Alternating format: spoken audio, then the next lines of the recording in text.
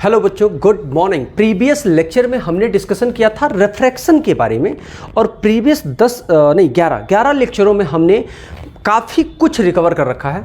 अब हम बात करेंगे रिफ्रैक्शन के, थोड़ा सा आगे चलेंगे, एक स्टेप और आगे बढ़ेंगे। जैसे थोड़ा सा हम पिछला जो है लेक्चर रिवाइव करेंगे, उसके बाद आगे बढ़ेंगे। जैसे आपको रिफ्रैक्शन बताया था, हमने कहा था जब तक मीडियम चेंज नहीं होगा, क्या जब तक मीडियम चेंज नहीं होगा रिफ्रैक्शन शो नहीं करेगा।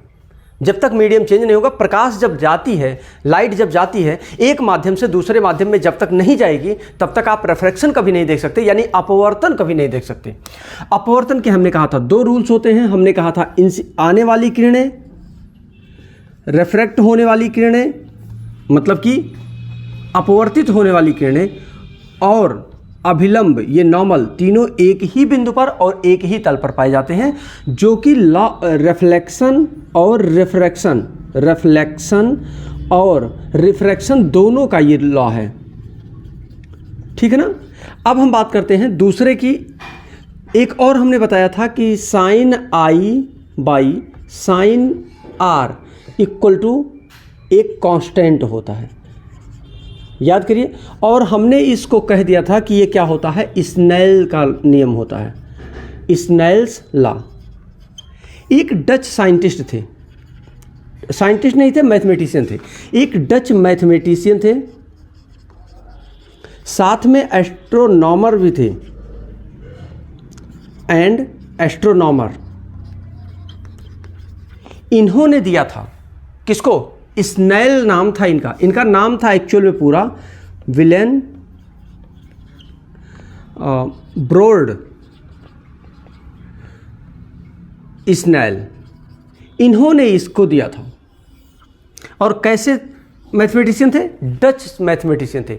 डच एक देश है ना, वहां के एक मैथमेटिशियन थे, उन्होंने इसको बताया था। किसको बताया था, स्नेल्स लॉ को, यानी सेकेंड वाले लॉ को, रिफ्रैक्शन के सेकेंड लॉ को एक्सप्लेन किया था। आई क्या है आप जानते हैं, एंगल ऑफ इंसिडेंस। ये आई है और ये है आर। आपने ये भी देखा प्रीवियस लेक्चर में कि जब लाइट एक मीडियम से दूसरे मीडियम में जाती है तो वही क्या हो जाती है, रिफ्रैक्ट हो जाती है। मतलब अपने पथ से क्या हो जाती है, भटक जाती है, अपने रास्ते को क्या कर देती है, बदल देती है। उसी को हम क्या कहते हैं, रिफ्रैक्शन कहते हैं। थोड़ा सा और पीछे चलिए। आपने देखा था, हमने बताया भी था कि साइन आई बाई जो साइन आर होता है वो एक कांस्टेंट होता है और उस कांस्टेंट को n से रिप्रेजेंट करते हैं। इस कांस्टेंट, इस n को ही हम क्या कहते हैं, रिफ्रैक्टिव इंडेक्स कहते हैं। क्या कहते हैं बच्चों, रिफ्रैक्टिव इंडेक्स, अपवर्तनांक कहते हैं। क्या कहते हैं, अपवर्तनांक। हिंदी मीडियम के बच्चे भी ध्यान दें, ठीक है ना। अब यह अपवर्तनांक क्या चीज होता है, और थोड़ा सा और चलते हैं। जब प्रकाश की किरणें एक मीडियम से दूसरे मीडियम में एंटर करती हैं, क्या बोला मैंने, कि जब प्रकाश की किरणें एक माध्यम से दूसरे माध्यम में जाती हैं, उनके जाते समय जो वेलोसिटी में चेंज आता है वही है रिफ्रैक्टिव इंडेक्स।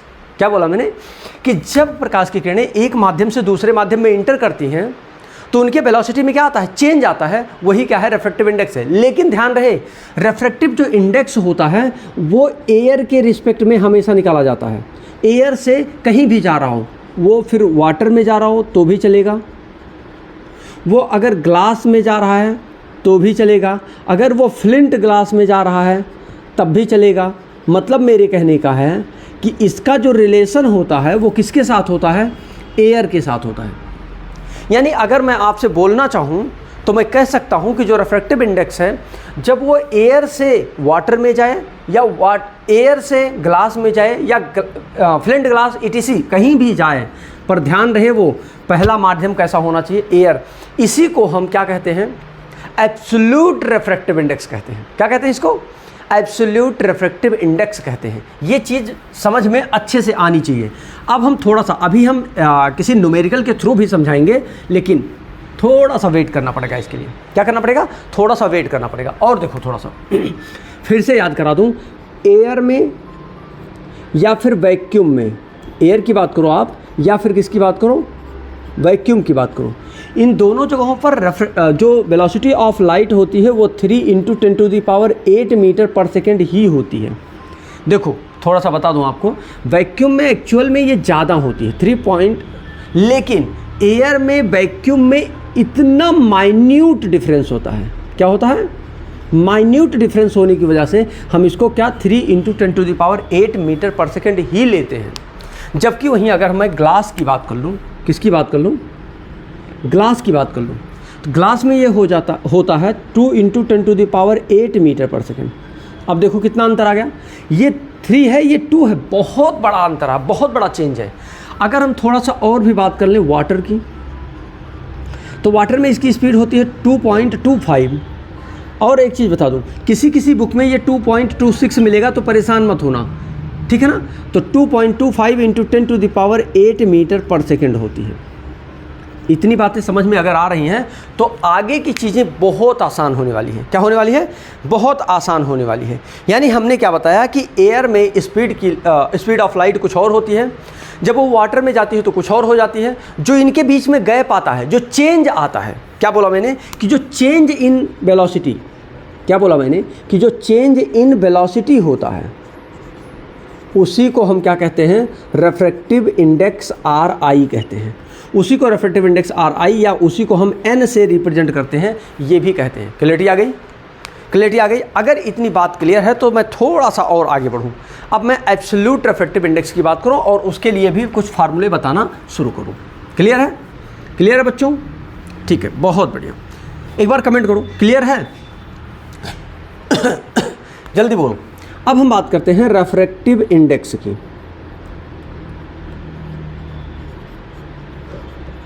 रिफ्रैक्टिव इंडेक्स यानी हिंदी मीडियम के बच्चे ध्यान दें कि इसको हम अच्छा रिफ्रैक्टिव इंडेक्स तो बता दिया, एब्सोल्यूट की बात कर लें। Absolute refractive index, absolute refractive index की बात कर रहे हैं आप, ठीक है। आओ देखते हैं।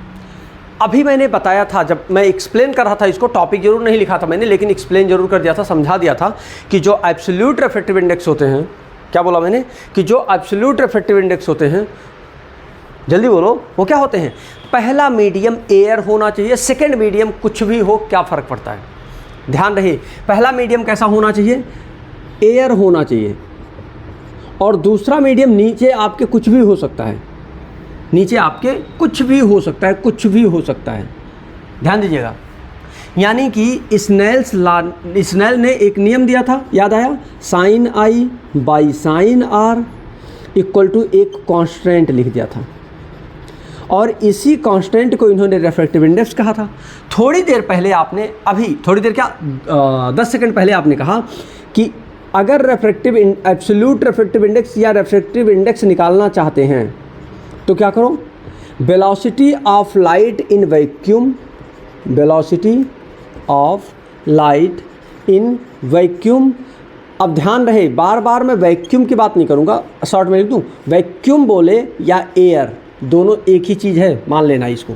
और नीचे होना चाहिए velocity of light in any medium. क्या बोला? वेलोसिटी ऑफ लाइट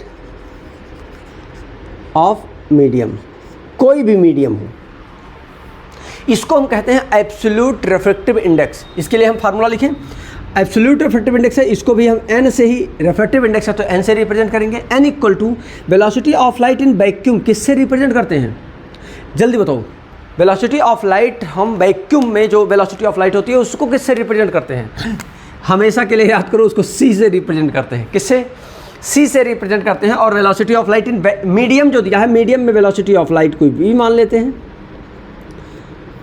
अगर मैं आपसे पूछूं ये n इक्वल टू क्या लिखा है? c बाई v, तो आप क्या कहेंगे? ये c क्या है? ये velocity of light in vacuum है।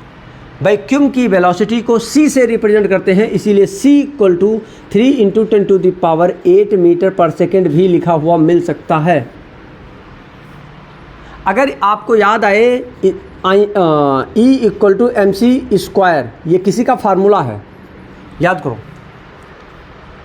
ये किसी का फार्मूला है, E equal to mc²। E क्या है? कमेंट करो। M क्या है? कमेंट करो। और ये C क्या है जो मैं बताना चाह रहा हूं, वो वही है, क्या? Speed of light. वो क्या है? Speed of light. जहां यहां लिखा हुआ है, मतलब ये समझ लेना तुरंत, यहां क्या लिखना है? 3 × 10⁸ का होल स्क्वायर। क्या 3 × 10⁸ मीटर पर सेकेंड का होल स्क्वायर इसको लिख सकते हैं आप बिंदास। समझ में आ गया? यानी कि अब थोड़ा सा यहाँ पहुँचे, n = c/v लिख सकते हैं। और इस पर एक क्वेश्चन प्यारा सा बता दें, refractive index, absolute refractive index find out करने के लिए एक फार्मूला आपको बता देते हैं, एक क्वेश्चन बताते हैं, थोड़ा सा और ज़्यादा क्लियरिटी आएगी। जैसे मैंने कह दिया, अभी पहले हम फार्मूला बता दें कि क्या बताया। अभी मैंने फार्मूला 2 आपको बताया है। एक बताया है हमने sin I/sin r = n या फिर कांस्टेंट, और अभी आपने एक n = कहा है c/v। क्या कहा है आपने? c/v। ये 2 फार्मूले याद करो, अभी इनका यूज करने वाला हूँ मैं। क्या करने वाला हूँ? मान लेता हूँ कि कोई लाइट है जो क्या कर रही है, एक फिगर बनाते हैं, इस फिगर से समझो। मान लेते हैं यहाँ एयर है, ऊपर एयर से कोई लाइट क्या कर रही है, ग्लास में या वाटर में इंटर कर रही है। क्या कर रही है? वाटर में इंटर कर रही है। अब ये क्या हो गया? Bend towards normal. अब ये बेंड टूवर्ड्स नॉर्मल का मतलब ये समझ में आ गया होगा कि ये ऊपर वाला मीडियम क्या है, नीचे वाला मीडियम क्या है। बच्चों कल मैंने बताया था ऊपर इसका मतलब रेयरर होगा। क्या होगा? रेयरर मीडियम होगा, जबकि वहीं नीचे क्या होगा? डेंसर होगा। तभी कोई लाइट बेंड टूवर्ड्स नॉर्मल होगी। अगर कोई लाइट नॉर्मल की तरफ झुकती है, इसका मतलब जो प्रकाश की किरणें हैं वो विरल माध्यम से सघन माध्यम में जा रही हैं। क्या कर रही हैं? विरल माध्यम से सघन माध्यम में इंटर कर रही हैं, इसलिए वो प्रकाश की किरणें किधर मुड़ जा रही हैं? अभिलंब की ओर झुक जा रही हैं। मैंने कह दिया, मान लीजिए कि वेलोसिटी ऑफ लाइट c = दिया है 3 × 10⁸ मीटर पर सेकेंड। मैंने कह दिया ये जो वाटर है, वाटर में जा रही है, वाटर का वेलोसिटी ऑफ लाइट मान लीजिए मैंने कह दिया 2.25 × 10⁸ मीटर पर सेकेंड, और यहाँ c में कह दिया मैंने क्या, 3 × 10⁸ मीटर पर सेकेंड। और फाइंड करो रेफ्रेक्टिव इंडेक्स ऑफ वाटर क्या है। अच्छा एक बात बोलूँ, जब रेफ्रेक्टिव इंडेक्स यहाँ निकालते हो आप तो सेकेंड मीडियम का निकालते हो आप। एयर से जिस मीडियम में इंटर करता है उसका आप रेफ्रेक्टिव इंडेक्स निकालते हो। क्या बोला मैंने? कि जब एयर से जिस मीडियम में वो इंटर करता है उसका रेफ्रेक्टिव इंडेक्स आप निकालते हो। यानी कि n = रेफ्रेक्टिव इंडेक्स n = क्या लिखने वाले हो आप? c/v। अभी 1 मिनट पहले मैंने फार्मूला बताया था। c की वैल्यू देखो क्या है, 3 × 10⁸ मीटर पर सेकेंड। वहीं नीचे velocity of light in vacuum क्या दिया है, 2.25 × 10⁸ मीटर पर सेकेंड। अगर ध्यान से देखो तो ऊपर 10⁸ है, नीचे भी 10⁸ है। मीटर पर सेकेंड ऊपर है, मीटर पर सेकेंड नीचे है, यानी कि 3/2.25 आएगा। एक काम करते हैं ना, इसका पॉइंट हटाने के लिए 100 से मल्टीप्लाई करते हैं, और जब नीचे करेंगे तो ऊपर भी कर देते हैं, जिससे ये बैलेंस बना रहे। यानी ये हो जाएगा 300 / 225। अगर हम 25 से डिवाइड करें तो 25 9 जा हो जाएगा, और 25 1 जा 25, कितना बचेगा? 5 0 50, 25 2 जा 50, यानी 3 3 जा 9, 3 4 जा 12। क्या आ रहा है? 4/3 आप कह सकते हो। क्या कह सकते हो? इसका जो रेफ्रेक्टिव इंडेक्स आएगा वो कितना आएगा? n = 4/3 आएगा, या फिर इसको डिवाइड करो 1.3333 आएगा। अच्छा एक चीज़ और बताओ, इसका कोई यूनिट नहीं आया। इसका यूनिट भी ऊपर मीटर पर सेकंड था, नीचे भी मीटर पर सेकंड था, कट गया। इसका मतलब कह सकते हो आप कि ये यूनिट लेस क्वांटिटी है। क्या कह सकते हो? ये एक यूनिट लेस क्वांटिटी है, इसका कोई मात्रक नहीं है, मात्रक विहीन राशि है। इसको क्या कह सकते हो आप? इसको बोल सकते हो आप कि ये मात्रक विहीन राशि है। मात्रक विहीन राशि, इसका कोई मात्रक नहीं है। अब चले जाओ क्लास 11th में, अभी तो आप पहुँचे नहीं हैं, पर थोड़ा सा बता दूं। जिसका कोई मात्रक नहीं होता उसका कोई यूनिट वो नहीं होता, क्या बोलते हैं, डायमेंशनल एनालिसिस नहीं होता, डायमेंशन नहीं होता, बीमा नहीं होता। जिसका कोई मात्रक नहीं उसकी कोई बीमा नहीं, यानी कि इसे कह सकते हो आप कि ये भी एक बीमाहीन राशि है। अब आप ये मत सोचने लगना कि ये क्या बता दिया, ये बीमा वगैरह की बात अभी आपसे नहीं की गई है। 11th के पहले चैप्टर में ही यही शुरू किया जाएगा।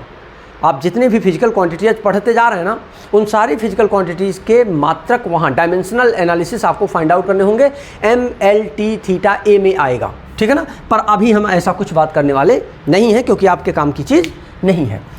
एक चीज़ समझ में आया कि 1.33333 क्या है, अप टू डॉट डॉट, ये क्या है? ये एक, जल्दी बोलो, किसका? वाटर का रेफ्रेक्टिव इंडेक्स है, यानी कि अपवर्तनांक है। पानी का अपवर्तनांक है। अच्छा, अगर मैं किसी मीडियम का आपको रिफ्रैक्टिव इंडेक्स दे दूं और कह दूं एक काम करो इसकी स्पीड निकालो, निकाल पाओगे? आओ चेक कर लेते हैं। नोट कर लिया आपने ना? बोलो, राइट डाउन कर लिया? चलो आ जाओ।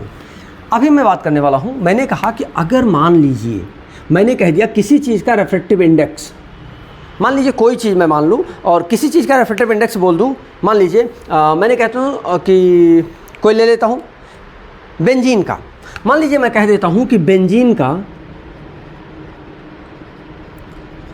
का रिफ्रैक्टिव इंडेक्स है 1.5। ध्यान से देखना क्या बोला मैंने कि बेंजीन का रिफ्रैक्टिव इंडेक्स है 1.5। तो एक काम करो, speed of light in benzene निकालो, speed of light in benzene. अब क्या करोगे आप?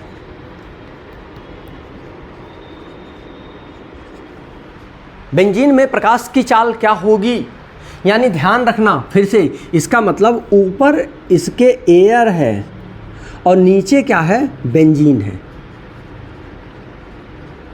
क्या बताया मैंने कि ऊपर एयर है, नीचे बेंजीन है। एयर से बेंजीन में लाइट जा रही है और इसका रिफ्रैक्टिव इंडेक्स इतना है, तो आप क्या निकाल सकते हो? इसकी लाइट निकाल सकते हो। क्या होगा? हम कह देते हैं क्वेश्चन मार्क यहाँ, और इसको फाइंड आउट करने के लिए आपको बोल देते हैं। एकदम सिंपल सा रास्ता है, एकदम सिंपल वे में आप इसको निकाल सकते हैं।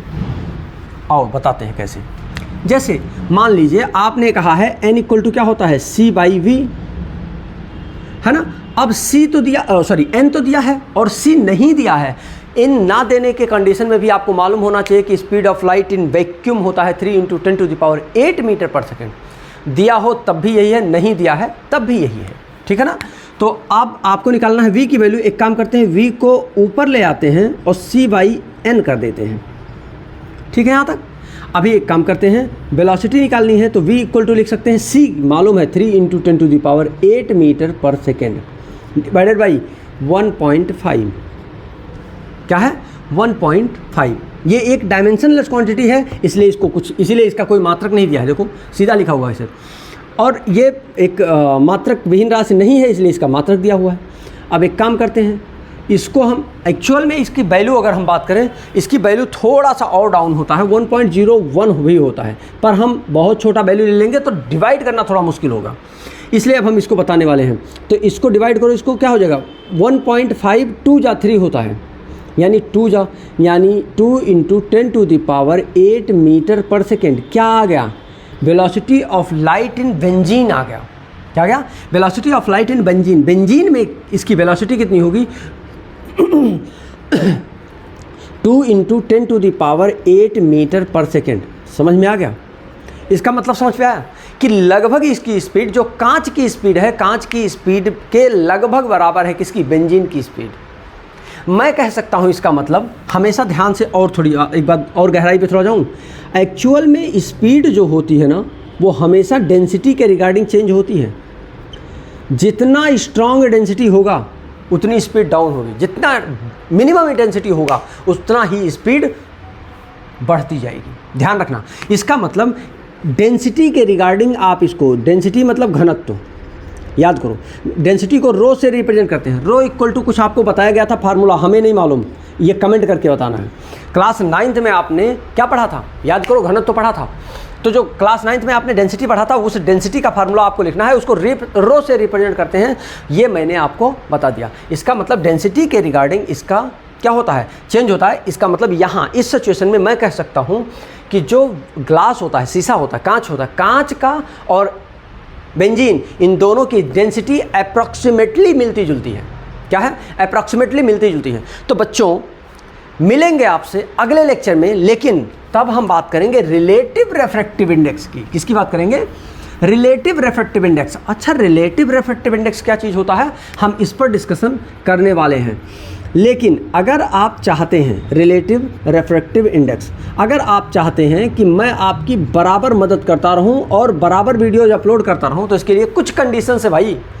प्यार से खूबसूरत सा एक प्यारा सा कमेंट करके बताओ कि आपको ये हमारे लेक्चर्स कितना फ़ायदे कर रहे हैं, कितना इसका बेनिफिट आप उठा रहे हैं। तो मिलते हैं आपसे अगले लेक्चर में, तब तक के लिए wish you all the best.